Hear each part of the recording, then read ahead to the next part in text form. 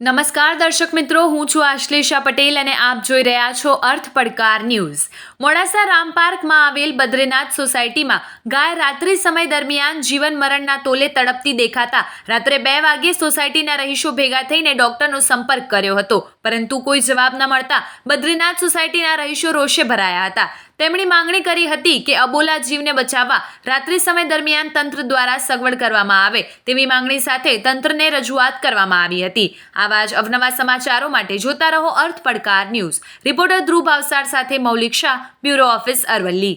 જોતા રહો અર્થ પડકાર ન્યૂઝ અને અમારી ચેનલને લાઇક, શેર ને સબસ્ક્રાઇબ કરવાનું ભૂલશો નહીં। દરજી 2:12 થઈ છે, 12 વાગ્યાનું આ સ્થિતિમાં ઊભેલો છું। મોડાસાના સોસાયટી બદ્રીનાથ સોસાયટીમાં આ ગાયનો જીવ તડપી રહ્યો છે। છેલ્લા 2 કલાકથી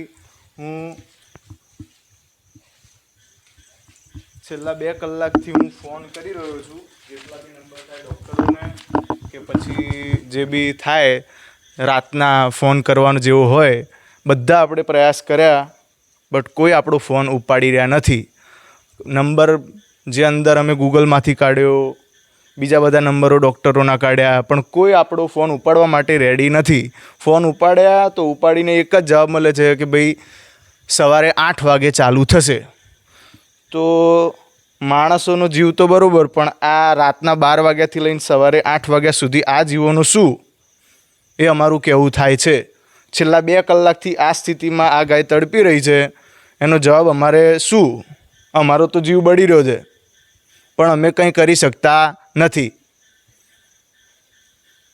બધા સોસાયટીવાળા ભેગા થયા છીએ અને અમારી એક જ માગણી છે કે ભાઈ આ અબોલા પ્રાણીઓનો જીવ બચે એવું કંઈક કરો। ચાલુ થાય એવું તો આ એક નહીં ને બીજું આવું કંઈક થાય તો ત્યાં બીજાનો જીવ બચે, એવું કંઈક સ્ટાર્ટ કરો તો સારું રહે, તંત્ર સારું એવું ચાલે મોડાસામાં।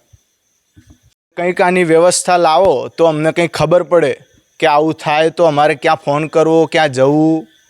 આ પ્રાણી અમારાથી ઉઠાય એવું નથી। ચલો નાનું જનાવર હોય તો અમે લઈને કંઈક જઈએ બી ખરા, પણ આટલા મોટા જનાવરને અમારે કંઈ લઈ જવું?